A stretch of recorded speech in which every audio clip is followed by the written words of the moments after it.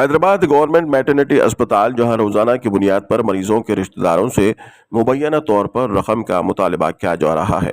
तिबी अमले पर इल्जाम है कि लड़के या लड़की की पैदाइश पर 4 से 5,000 रुपए तलब किए जा रहे हैं। मरीजों के रिश्तेदारों का दावा है कि अमले की जानिब से तसाहुली का मुजाहरा किया जा रहा है और रकम न देने की सूरत में मरीजों के इलाज में ताखिर की जाती है या उन्हें अस्पताल चले जाने की धमकी दी जाती है। हेलो, अस्सलाम वालेकुम।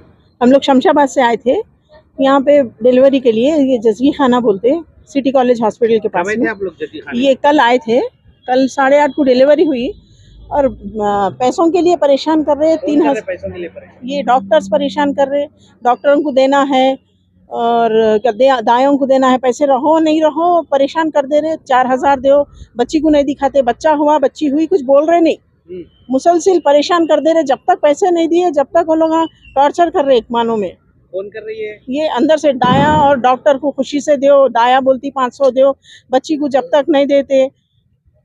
हाँ।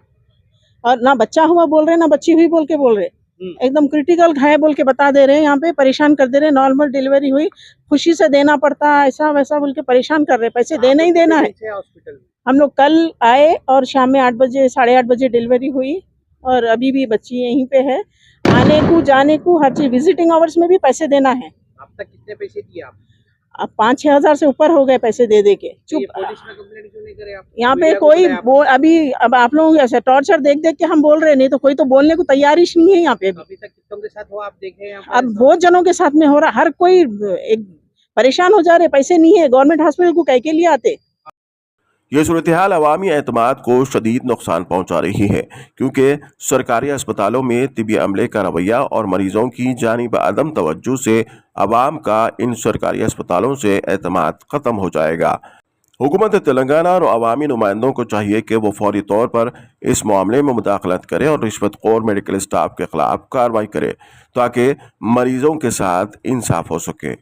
ये एक अहम मामला है जो सेहत के निज़ाम में इस्लाहात की ज़रूरत को उजागर करता है। अवाम को ये यकीन दिलाना होगा कि वो महफूज हाथों में है और उनकी सेहत की देखभाल में कोई रुकावट नहीं आएगी।